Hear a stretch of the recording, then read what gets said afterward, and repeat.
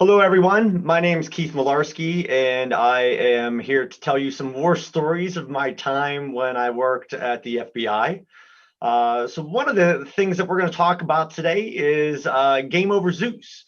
So Game Over Zeus is I think is a pretty cool story, and I hope you guys will all dig it here.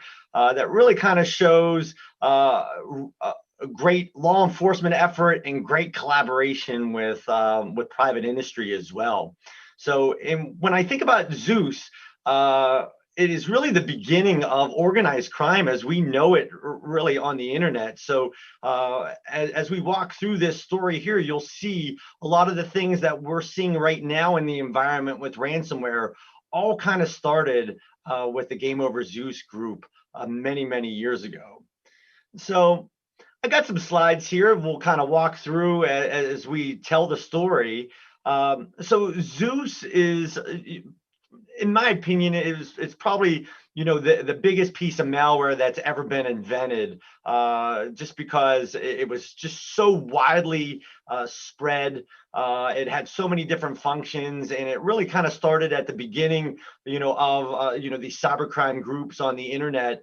Back in 2005, and this slide here, I'll give a shout out to Mike Sandy from Fox IT. I think is the one that put this little slide together. So, there was this first version of Zeus that came out in 2005. It was sold as a crimeware kit, and then there was another version of Zeus that came out again in 2009, and then kind of what happened there is that source code got leaked, and then Zeus kind of had many siblings after that, like SpyEye and many others that it just propagated in the many different types of malware. And at that time, when these first couple versions of Zeus, there was a guy on the internet on these cybercrime forums that was selling Zeus, and his nickname was they called him Slavic, and we'll talk a little bit about Slavic a little bit later. But he had sold these crimeware kits, and he basically said, "Hey, I'm going to retire," and he sold his kit to a guy that used the nickname Gribademon, who then incorporated that code into SpyEye, which was another kit. So around 2010, September 2010, there were some private builds of Zeus that came out. The group there, they called themselves the Jabber Zeus crew because they used the Jabber function to try to get past two-factor authentication to transfer some money. And then really in September 2011, this new version of Zeus, that was called Game Over Zeus, really came out. And this introduced the peer-to-peer protocol in the botnet to really help make it difficult to shut down Zeus, because prior to Game Over Zeus, Microsoft did a big private industry action to seize a lot of command and control servers that were being used by Zeus. So this peer-to-peer function went in, which I think really capitalized off of Stormworm, which was another big peer-to-peer botnet at the time. But it was named Game Over Zeus based off, as you can see there in the HTTP post there that said Game Over, and so that's how it was named Game Over Zeus. So that version, at that time when that came out in 2011, we really didn't know whether that source code was sold to somebody else or this was somebody else, because the Zeus source code was out there. So we didn't know whether Slavic was still involved in the project or not. So at that time, I was leading the FBI's Pittsburgh office, and so we had a couple victims there in the Pittsburgh area that had some losses due to Game Over Zeus. So I thought I just had and I still do, thought I had just a wonderful squad with just some awesome agents. And we had a very good U.S. Attorney's Office at the time. So, we had some victims here, and we decided that, hey, we want to work this Zeus investigation, this Game Over Zeus investigation out of Pittsburgh.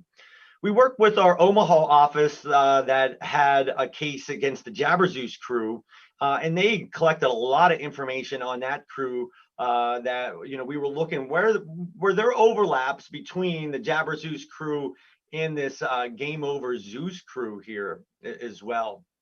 So we started, investigating, doing your traditional law enforcement techniques of trying to find out where the C2s are, trying to get copies of the servers, and all of that. But give a shout out to Mike Sandee from Fox IT, who we started partnering up with, and Mike was just doing some fantastic work at the time, really following this group, and he had some visibility into some of their actions with a server which the bad guys called the IFRCheck server. And in there, there was and this is Mike's slide, and he presented this, so I give Mike credit on that. But in there we started to be able to see different nicknames that were connected to different different botnets. So GameOver Zeus you could rent different botnets. So like you can see here in this slide, you can see like Spa botnet, or you can see a guy named Dot. So we started to see these different nicknames, and like Chinggis and Dead and all that. So we're again, really doing a lot of investigation into the dark web. We're started to really start piecing together, a lot of the pieces, of the puzzle, and trying to understand who was who that was doing this. Which leads us back to Slavic. So, as we started looking, we started seeing some nicknames like Special and McDuck and Pulling Soon and Monster. And we saw that overlap. Slavic supposedly had retired, but then we started looking at our Omaha case that was in that Jabber Zeus case, and then looking to see what those connections were. And we were doing some search warrants and getting some Jabber conversations, and we started to see people talking and referring to Special as Slavic. So we knew that then that Slavic really didn't retire from Zeus, and he was still very involved in the project. But the big question was, after all this time, really who Slavic was. He used all these different nicknames. He seemed to be very paranoid in the fact that, every few months, about 6 months or so, he would change his nickname or change his Jabber or change his ICQ. So it was very hard to kind of follow those dots. What we just started doing some investigation, and there was just all these different emails that we had seen him use. I mean, there were just literally dozens. So, but we tried to run every single one of those down, and for clues, and see would somebody make a mistake somewhere here or there. So kind of what led us is we were able to get find an email that Mike was able to find, and we were also working with our partners over in the UK, where we had identified another server. So we were able to do a search warrant there in the UK on some infrastructure, and we were able to see these logins from Special coming in with a certain IP address that was static, really. So we knew that Special or Slavic, used the double VPN and set his own VPNs up. But one thing that we did see was that he was pretty much hitting static on his IPs at the time. So then we had another email that we just started pulling the dots and connected it to another email address, which appeared to be a legitimate email. So we started pulling the dots a lot, and in the end, what we found out, we got a name, Evgeny Bogachev, who lived in Anapa, Russia. So we just started really diving down into that and looking at his social media accounts and as many different things. On the internet, we were able to find he had a landlord dispute, with his landlord there in Russian. He had Russian court documents, and really start tracking him down and find out a lot about him. and soon we were able to make connections to between Evgeny Bogachev in Slavic, who we saw logging into the IP address logging into the servers. So we were able to conclusively, have enough evidence to know that Evgeny Bogachev was Slavic. And the cool thing about him, I mean, again, he really kind of took things to the next level. He was diversifying. We think he had some involvement in some real estate, including hotels in and around Anapa. He had a really nice yacht that he would go out on the Black Sea, and we were able to see, pictures from social media and all of that to really kind of follow him around and really understand who he was. And he was a brilliant businessman, and so kind of taking him to talk about him being such a brilliant businessman. So he had all these thousands of infected computers, out, with GameOver Zeus, and he thought to himself as a businessman, how can I really maximize my enterprise? So he knew he wasn't going to be able to get large wire transfers from everyone. So he came up with really the first real big commercial ransomware, which he called Cryptolocker. So what he did was through GameOver Zeus, he pushed out ransomware, the Cryptolocker, to all GameOver Zeus infected computers that he wasn't going to use to do wire transfers. And really, at the end of the day, we had over 1 million GameOver Zeus infections globally, and so it was just a huge botnet, and it was peer to peer, and it was very hard, to take down GameOver Zeus. So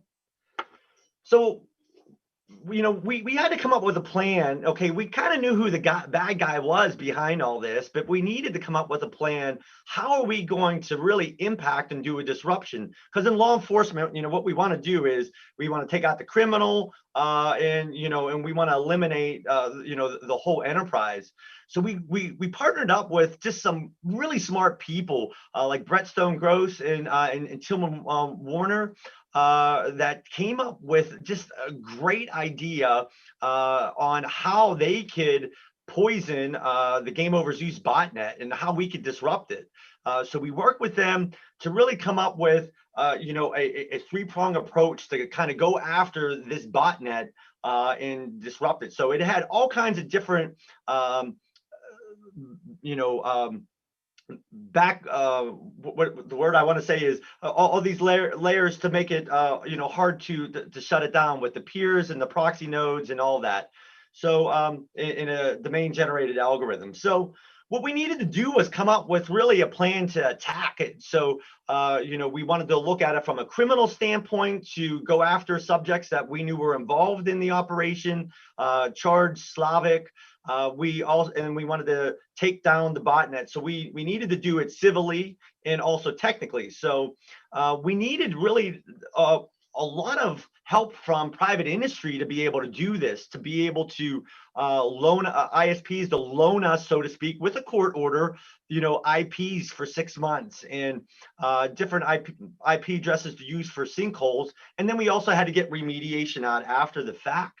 So we decided, okay, we could do it criminally, we could do it civilly, and we could do it technically. So we got our court orders to kind of go after it. And one day on a Friday night, we kind of got in a war room, and we got everybody on the phone. We had different chat channels up. And what we needed to do first is sever the infrastructure to the back-end servers, in order for all the botnets to start looking for new commands, and then we could start sinkholing them. So it was really cool in the fact that we had to do this kind of simultaneous, and we had operations going on in the Ukraine and in Canada at the same time, and we were coordinating. It's like, okay, we need to pull the plug, and then we started seeing the botnet start to look for new commands, and then we were able to work with the ISPs to start tunneling it to our sinkhole. The interesting thing during that time was Slavic knew something was going on, so we almost got into kind of like the cyber equivalent of hand-to-hand combat, where he started standing up a backup server to try to get control of it. And I remember one really cool story at the time. he was on this one ASN, and it was communicating, and we needed to get we couldn't get to that server in order to take care of the server physically. But luckily for us, one of us knew the person at the colo, and we called him up, and he was out in Colorado. He was about ready to go hiking in the mountains for the weekend. And we're like, hey, dude, we gotta take out this ASN. And he goes, is it bad? And we're like, yeah. And we showed him while he's bad, and he goes, okay. And we unplugged the ASN, and we were able to then get control of it. So I shared a couple pictures here with you guys. We were going back and forth that night as Slavic was trying to take it back over, and then we also saw Slavic come back on and was trying to do some things, but again, we knew where his VPN was, and we then had his VPN whacked as well with our partners at Spam House and some other great partners out there that really effectively disabled him from responding in time so that we could take over the botnet. So, we worked to the late at night. So these are some private pictures of mine that I'm sharing for the first time ever with you guys. As you can kind of see the kind of some of the team there in the war room, and also, a screenshot as we were seeing the botnet starting to check in with the sinkhole. And then at the end of the day, what we wanted to do was do a big announcement. So there's some back scenes pictures there at the Department of Justice before the press conference announcing the operation.